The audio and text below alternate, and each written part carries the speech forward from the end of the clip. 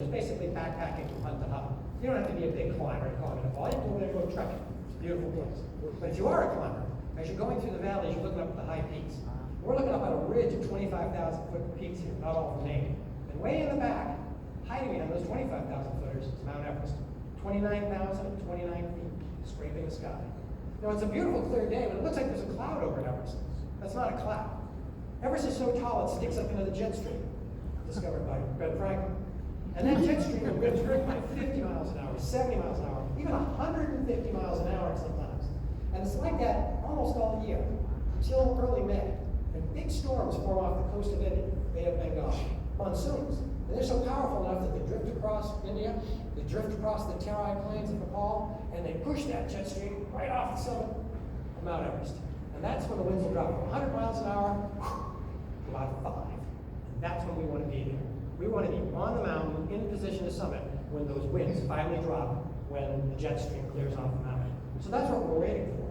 But that whole process of getting over there and setting up our camps, getting used to the altitude, that takes about 6 or 7 weeks. So we actually go over in March to try and summit in early to mid-May. So it's a long process, and we have to get our bodies used to the altitude. So on our way to base camp, we climb other smaller mountains for training. 15,000 feet, back down. Up to 17,000 feet, back down. Up to 20,000 feet, back down. Finally, we're ready after a couple of weeks of this to move to Camp 1 here. This is Camp 1 at 19,700 feet, roughly. And we're looking up the valley of the glacier, and way at the far left there, down low, that'll be Camp 2 at 21,000 feet. And up in the middle of that mountain will be Camp 3 at 23,500. And Camp 4 is around the corner at 26,000 feet. And the summit of Everest is way around the corner. We can't see it yet. But we're not ready for that. We still have about 3 weeks to go. And the day that we moved from base camp up to Camp 1, I climbed with a little Sherpa guy called PK Sherpa from Port City. Great young man. He taught me a little Nepali, I taught him a little English, we got along fine. He was 26 though, which is half my age, so I had a little trouble keeping up with him, but we did fine. And we moved up from base camp to Camp 1. And that day that we did that was April 25th, 2015. And that's the day a massive earthquake slammed into Nepal. 7.8 magnitude. And I want to show you a short video here, a little summary of us in base camp, having a little ceremony of puja, before we leave base camp, descending through the dangerous part of the mountain called the ice fall, and arriving at Camp 1, and then what happened when that earthquake caught us at Camp 1 on Mount Everest. That's not a good day.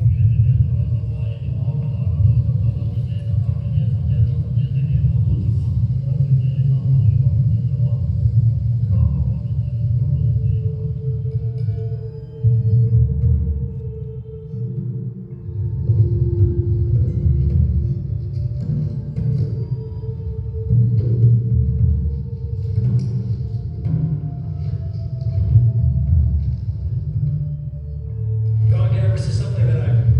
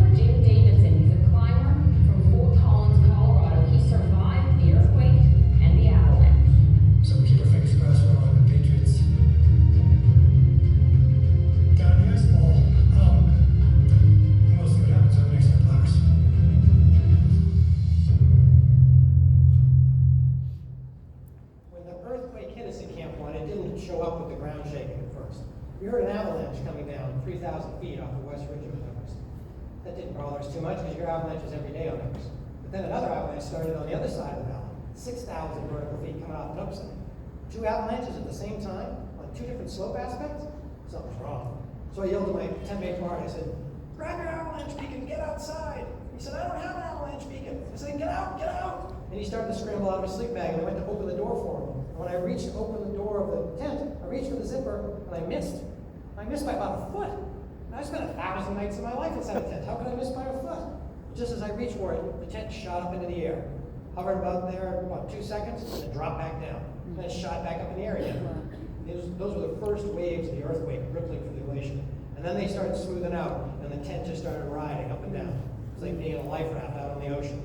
We just getting picked up and dropped so much we couldn't even stay on our knees. When it settled down, I zipped the door open, Bart ran outside, and I grabbed my avalanche beacon and turned it on. That way I'm sending out a signal in case I get buried, someone can find me, and I can find them. That was that annoying beeping you heard in the background of the video.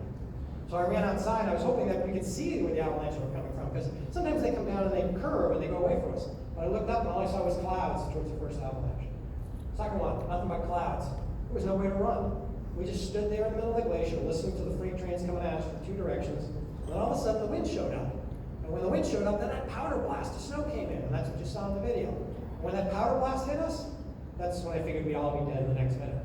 Because as a geologist, I knew what that meant was the earthquake, the avalanches are so big that they're coming in our direction and they're bulldozing all the air out of the way as it's coming towards us. And it's blowing snow sideways. It wasn't snowing from the sky, it was snowing from the side. And that's some of the video we saw. The snow blew, and we ducked in the tent. That went on for about 3 minutes, and the wind died down. And when the wind died down, we all yelled and did a head count to make sure everyone's accounted for, and nobody in Camp 1 had been killed or hurt. Amazing. We got on the radio, called up our compatriots at Camp 2. They were shook up and scared too, but nobody there was hurt or killed. Excellent. We called down to base camp, and that's when we found out the bad news. They had a different avalanche base camp. Instead of powder snow, their avalanche was comprised of rocks, ice boulders, lots and lots of them. And the wind carried them through base camp sideways at about 50 to 100 miles an hour. And those boulders and ice chunks went through base camp like cannon fodder.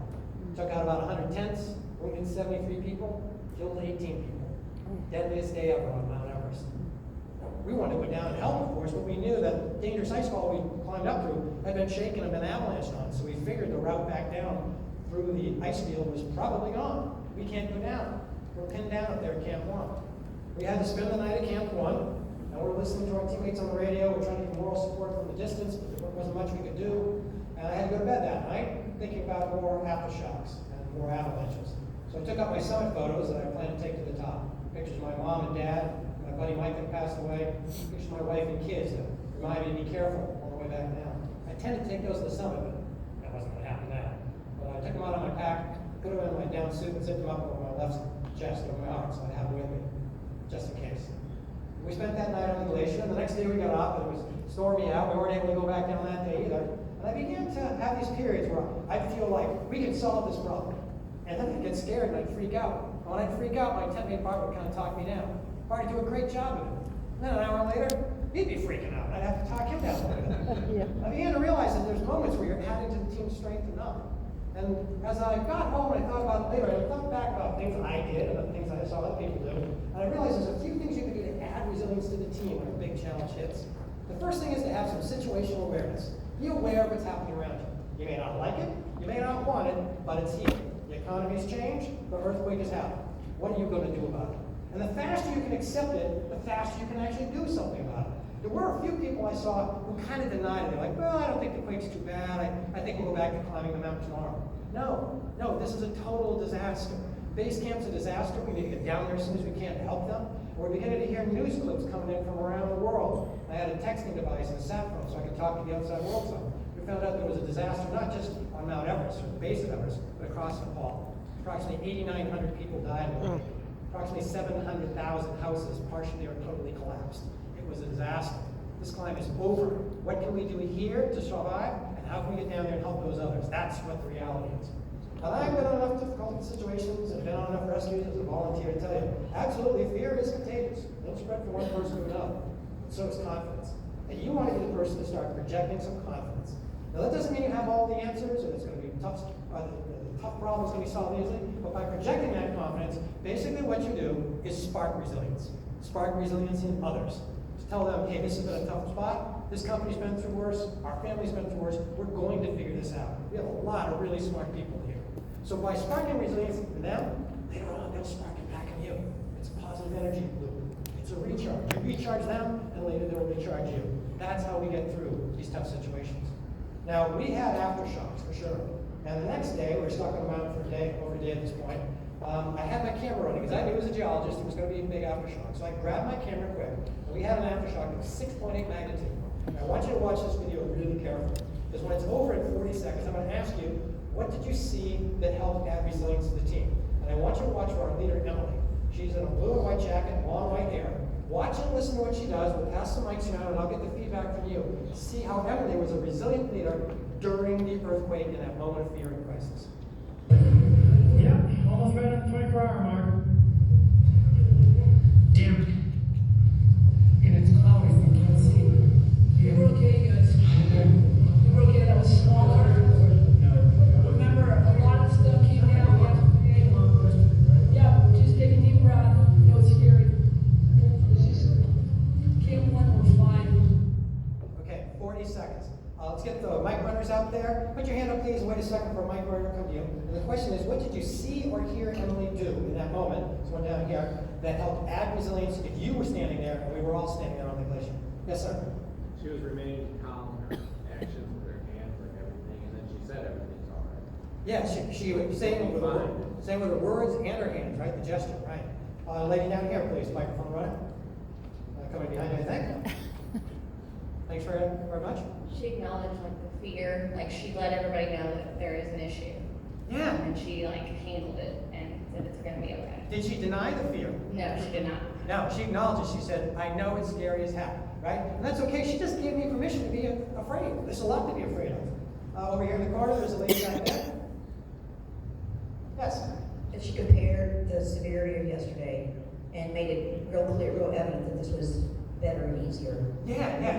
She said, yesterday's quake was bigger. I think the worst stuff came down. So that's kind of in our favor. That's a darn good point. Lady down front here, and then we'll move around. Mike coming in. Thanks for waiting. She gave direction what to do. She told everyone to breathe. Good idea, right? Yeah. Did you hear her yell at all? No. Somebody else tell me, one in the back, sir. Microphone comes to you just a second. She used the radio to connect you to more help. Yeah, she used the radio to connect to more help. Do you remember the first words out of her mouth? We're okay. We're okay. Camp 1, we're fine. Yeah, I'm hearing a couple words. She put the most important message right up front, immediately. She didn't get on the radio and go, did you feel that? Oh my God, we had this giant, and then the line goes dead, right? She put the most important message right up front. Camp 1, we're fine, in case the radio gets cut off or it dies. I mean, when you write an email, right, there's a little subject thing, most important information right up front, just in case they don't have time for the whole thing. Somebody else? Okay, question for you. Where did Emily stand? In the middle. In the middle. She stepped right up front. And if you noticed over time, the people in the background, we started coming forward, right? She didn't go back to her tent and said, let me write an email to HQ. I'll get back to you on Thursday. Is Thursday good? You know? No. She stepped right out front where we could see her. Absolutely. You nailed just about all of them. In that moment of crisis and uncertainty, she stepped right out front. She was clear, she was calm, and she was visible. She stepped forward, she stepped up so we could see her, and feel that calmness. As we heard earlier from Stan, she stepped right up front, led from the front, and we naturally gathered around her. She was realistic but optimistic. You know, she said, I know it's scary, but there was an earthquake yesterday, or the worst stuff came down. That's a good point. She didn't deny the reality of what's going on. Really what she's trying to do is amplify resilience in us, wherever we are at. If we're freaking out, she's telling us, breathe, calm down, we're going to get through this. If you're thinking about how big today's was, yesterday's was worse, we're probably okay. She set an example. Beautiful demonstration. No surprise, she's our designated team leader as on an expedition for our sub-team. Also, she's an ER doc. She knows how to keep people calm when crisis hits. Well, I want to wrap things up with this story a little bit. One more story to tell you. Eventually, after 2 days of being stuck up there, they used some helicopters to move the wounded from base camp out to rural health clinics. They moved about 60 or 70 people out of base camp. We were stuck for a second night, and then we realized we can't go back down through the ice wall. We sent a team down there to look for it. They said all those ropes and ladders, they're gone. They're buried. They're falling in crevasses as the whole thing shifted. So they realized the only way to get us down was to use helicopters because there's no other secondary climb route. So they used helicopters, shuttle us all down. At that high altitude, the helicopter can't carry full load. It only carries 6 people, these supercharged helicopters. It only carry 3, the pilots and 2 people at a time. We took turns with the other teams on the glacier. Through the course of the long day, 2 by 2, the pilots flew. Everybody out of Camp 1, everybody out of Camp 2, and all 180 of us made it back down to base camp. But as soon as we walked into base camp, we realized we're in the middle of a disaster zone. 73 people wounded, they're gone. 18 people still buried. We started working on the process of digging through the rubble to pull out medical equipment, because our medical community had been overrun with avalanche debris. So we pulled out medical supplies. And I got involved in a sub-team wrapping up those bodies and sending them off to their families halfway around the world. And we realized the climb was over. That's not very important now. So we asked ourselves, how can we help out? So on our way out of that valley, we started disassembling houses for families, saving their recoverable materials, passing the hat, raising some money. And then eventually we started getting ready to leave Nepal. And I was in the earthquake zone for about 12 days, that we stuck around to help out. And after a month on Everest and 12 days in the earthquake zone, this is kind of what you look like. My marketing friends say to me, don't use that picture. Don't make that your headshot, whatever you do. Well, we were pretty beat up for sure, but we eventually got home. And then we started realizing we've got extra time and we need to help our friends in Nepal. So I got involved in the process where I'm doing a lot of speaking to raise money for Nepal. Did that for a long, long time. And one of the things I said at those presentations was, if you want to help the people in Nepal, please contribute for sure, but also go there. They need tourism. It's their #1 industry. Trek, travel, climb. Please go back and help out the people in Nepal. Don't let them think they've been forgotten. So I started asking myself, now what am I going to do? Am I going to go back? And I started thinking about it, and I thought, well, you know, I'm lucky to make it through this thing. I started thinking about mentors that taught me a lot. My dad taught me to always give your best for the team. My partner Mike told me, you never quit no matter how scary it is. You just keep trying to make as much progress as you can under the circumstances. And I thought, what am I going to say someday when I move on from this world? And they asked me why I didn't go back. I was afraid. It seemed like too hard work. And I realized I need to go back. So 2017, I did it all over again. Trained even harder now, because now I'm 54 years old. So I did more time in the gym, more time in the mountains, more time summiting mountains. Through that process over those 2 years, I kept really careful training logs, because I'm a little scientist. And we did about 1,500 miles of hiking with a pack on, and climbed about 400,000 vertical feet over those 2 years. I spent about a man year or so, 1,700 hours out training, and did about 107 summits. And in order to find the time for that, I got 2 kids and business practice as a speaker, very busy and everything, I had to stay really focused, really focused. Had to make that my one big priority, to get as strong as I could for this big, big singular goal. And when I think about that process of trying to stay focused, I'm always looking for more information, more examples. And I fly a lot, go through airports and go to bookstores. And I went to a bookstore and I found this.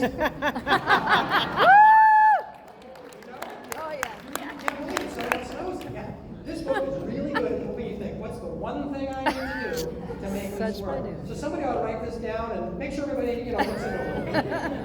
Really good book. Yeah, that one thing. For me, it was training. We trained and we trained and we trained. And if you want to try and do something big, if you want to be a high performer in a high-risk environment, in a situation where there's a lot of uncertainty, there's a couple of things, basics, not tough. I don't know how to run your business, you do, I know. But what you're going to have to do is you're going to have to do more, you're going to have to become more. You're going to have to do and become more than your competitors ever have, maybe even more than you ever have. Maybe you're going to have to do more than you ever dared to do. Maybe when you ever dreamed to do. And you do all this. Now, does this make it easy? No. It's a lot of hard work growing a big company. It's a lot of hard work. Mentoring, bringing up those new people. But there is good news. I've been climbing mountains for a long time, but I have found out that if you do hard things, it makes it even easier to do harder things later. You get better at taking on these challenges. And that's a key part to moving up, climbing higher and higher, even with the risk, difficulties, and uncertainty. So when I went over there, even though I was 2 years old, I had taken what I learned from last time, refined myself a little bit, so did my teammates. We did all that trekking again, climbed all those peaks again, and I found out that I was about 20% faster and felt about 20% better everywhere we went. So we climbed 20,000 foot. We finally wind up at the base of Mount Everest here at 17,000 feet, looking up into that dangerous ice wall. And by this point, I've got 35 years of climbing experience. And here's 3 little black dots in the middle, and these climbers. And they're going to try and walk through the Kumbu ice wall, this dangerous part of Mount Everest. And you can see all these lumpy things, and these are ice blocks. These ice blocks are anywhere from the size of your refrigerator up to about your garage or so. And between each of those 2 ice blocks is a crevasse. And I'm not very fond of crevasses, you can imagine. So I don't really want to go up there. But when you take a look at it, you see how big the Kumbu ice wall really is. We'll watch those climbers disappear. This is 2,000 vertical feet of this, going along thousands and thousands of ice blocks and thousands of crevasses. When I look at that with my 35 years experience, I look up there and I think to myself, this is the dumbest place I've ever gone climbing. Because nobody would want to go up in there. But if you want to climb Mount Everest from the south side, you have to go through the ice wall. And not just once, but maybe a half a dozen times. And we rely a lot upon the Sherpas, because they are naturally better climbing at altitude, they have better genetics. Their families have been living there for 600 years. They do this all the time, so they're more fit than a guy like me. So we rely upon them, and they go through the ice wall even more. But to go through the ice wall, some of the classes we can walk around, and some we can't. And one of the things we do to reduce the danger is we climb at night when it's most cold, hopefully most frozen and at least stable, most stable. So we climb through the night, we get up at midnight, shovel smoke meal down your throat, and go back through the ice wall before the sun hits it, trying to get above the most dangerous part. And when we get to those crevasses, sometimes we can walk around, but sometimes we have to go across ladders, kind of like this.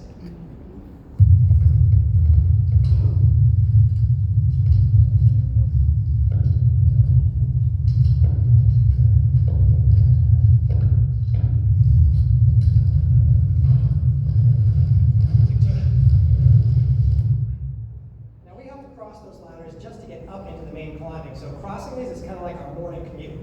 When this is your morning commute, you don't need a cup of Starbucks. So you are paying attention as soon as you get to work. This is a slow process. So for 6 weeks, we go up and down. Up to Camp 1, down and rest. Up to Camp 1, feel a little better. Up to Camp 2, feel terrible. Go down and rest. Up and down the slopes for weeks. Up to Camp 1, 2, and 3. Wearing ourselves out. We're now up so high we're wearing down suits from head to toe. Not wearing bottled oxygen yet, that's for later. In the background you can see we're getting higher compared to the 25,000 footers. Some days we get up there and it's sunny and enjoyable, and other times we get up there and, well, it's a little bit more like this.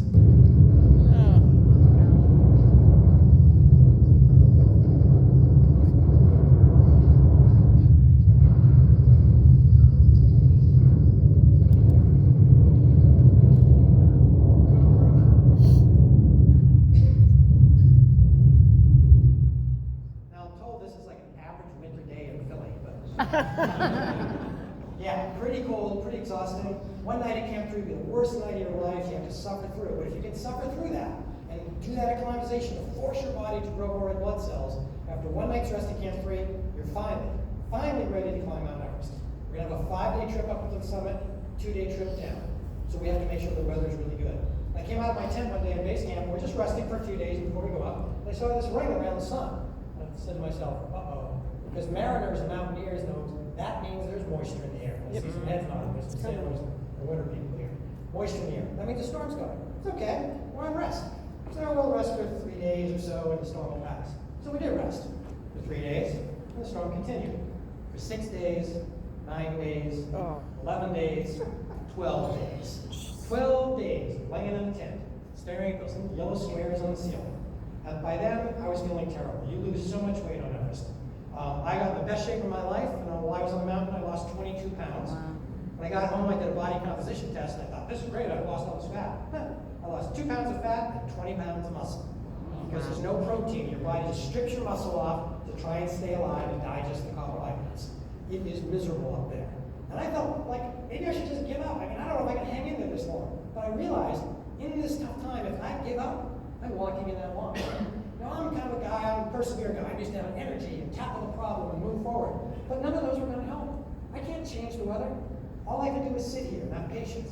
And that's when it finally hit me. In this case, patience is perseverance. Patience is passive perseverance. If I wait long enough, the weather's going to clear. If we're in a down economy and you can keep the office open and keep making those calls, patience is passive perseverance. It will see you through when you can't change the situation. That's great. Well, after 12 miserable days, the weather finally cleared. We're waiting for such good weather because we're going to go back up not only to Camp 1, 2, and 3, but up to Camp 4, highest campground in the world. They call it 26,000 feet. Hopefully onto the summit at 29,000 feet. Above 26,000 feet, we call it the death zone. That means above that altitude, if I gave you all the bottled oxygen in the world, more food than you could eat, 10 personal servants to help you, inside of a week, you'll be dead. Maybe 3 days, maybe 7, maybe 8 if you're superhuman as compared to the rest of us. Your body simply can't function up there. So above that altitude, we go on bottled oxygen. It does help a little bit. It kind of effectively lowers the altitude about 3,000 feet. So when you're at 28,000 feet, it only feels like 25,000 feet. But it doesn't make it like sea level. So up we go. 5 more days uphill. Up to Camp 1, we are moving twice as fast as we were a month ago. Up to Camp 2, crossing crevasses. Up to Camp 3, this time instead of suffering, we're feeling great, outside taking pictures of our teammates. Rest another night, go over the famous yellow band in the Himalayas. Up to Camp 4, 26,000 feet with that plume of snow blowing off the summit. Weather reports say it's supposed to clear. We go on bottled oxygen. I try to prepare my equipment and took out pictures of my wife and kids to remind me to be careful. Because I'm here to climb the mountain. When I turn around, my one thing's going to be to get back down to see them again. So we come outside the tent at 8 o'clock at night. Got no sleep during the day. Been up for about 16 hours now. And now we're going out to climb for another 18 to 24 hours. Still a little light in the sky. We come outside. As that light fades, we see a headlamps and climbers going up above us, and a dozen climbers ahead of us. Now you may have seen pictures last year from a super crowding that happened on one bad day on Everest. And that's a real picture. It's taken on the Cornish Traverse, about 28,000 feet. And what happened was, instead of having good weather through the spring and having about 15 days to summit, they had bad weather, it all got compressed to 5 days and 5 days only. So everybody showed up at the same time. It'd be like if they only opened your favorite beach one weekend per summer, we'd all go at the same time, in spite of the crowd. So that's kind of what happened that one. We didn't have that much crowding. We had about 150 people scattered over the mountain through the night. We climb up into the darkness. We're wearing those giant suits. We can't see our feet. We're breathing oxygen through this big plastic mask. It's like being an astronaut. We climb higher to 27,000 feet. Doing okay. I'm checking my watch and the altimeter. We're doing all right. 28,000 feet. And PK Sharp turned around, took this fuzzy picture of me at nighttime. In the background below us there is the 4th highest peak in the world, Lhotse, looking down on the summit at 27,900 feet. We get a little bit higher, and slowly I start to see a little pink light way off in the distance. A new day started. And as it grows a little bit more, it turns the plains of Tibet a little bit orange. We can see the moon and Jupiter still hanging out there. We can see across hundreds of miles across the plains of Tibet. We get to about 28,900 feet, 100 to go. Now my cheeks began to hurt. So I kept putting my hand against it. I was worried that maybe I was getting frostbite from the cold because it's about 25 below. Then I realized it's not the cold, I'm smiling. I'm smiling under the mask. It's like 35 years climbing, in about 15 more minutes, we're finally going to make the top. At about 4:19 in the morning, May 22nd, 2017, PK Sharp and I stepped on the summit of Mount Everest. 35 years.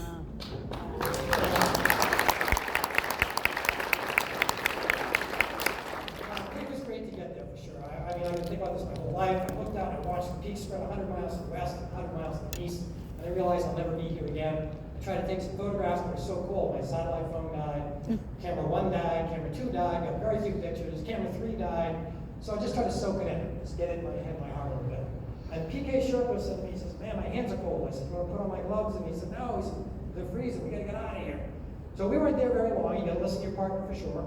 And as we descended, I looked at my watch and I realized we've been on the summit for about 9 minutes.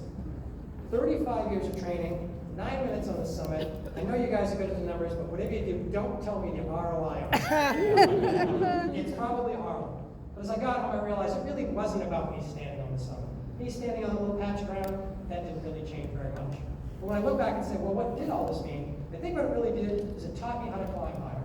It wasn't about standing on the summit. It was about dealing with those setbacks, those challenges, trying to become someone better that I could try and climb the mountain and help out my teammates. So if you want to climb higher, whatever your challenge, whatever your goal may be, you're going to have to do a couple of things. You're going to have to embrace that challenge and realize it's going to be hard and scary, but it's going to grow you into a better version of you. You're going to have to adapt yourself relentlessly. You're going to have to refine yourself relentlessly. You, the process, and your team. If all this doesn't add up and you think, well, geez, what am I going to do about that? How am I going to remember? A couple things. You get your postcard, you get your book, you can take that with you. I'm always trying to prove what I can do. You can help me out by filling out the white form, give me a little feedback on what you learned today. If you want to stay in touch, you put your email on there and sign up for my free adventure newsletter. And if you think your group could benefit from a presentation like this or a workshop to do, we'll get in touch. So leave those in the middle table. We'll have the meeting staff pick up in a minute. If it's all too much and you think, I can't remember all that, tell me the one thing to remember, Jen. It's this. When you're facing your big challenge, when you're facing your big opportunity, and you're asking yourself how to lead a group, I want you to try and spark resilience. Take the action necessary to spark resilience in them, and that will spark resilience in you. That's the one thing to remember when you're facing big challenges, big uncertainty. So go out there, do what you do well, spark resilience in your team, and stay resilient yourself. Thank you.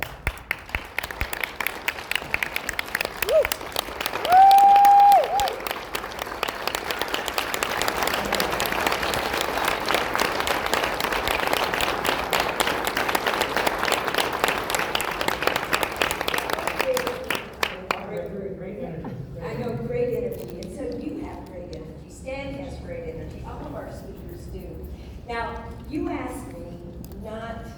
share with them anything when I first got up. Just read what you had, right? Because you didn't want me to take away from the films that I had seen and all of the things. And yet, I want the one thing. Look at the documentary, I Should Be Alive, and watch it. Because when Tony and I saw that, and Tony knew you from Fort Collins, my husband, Tony, was in Boulder. And he said, of all the people, he said, this man has the most resilience of anybody that he has ever seen or had ever known. So thank you so much. Appreciate it.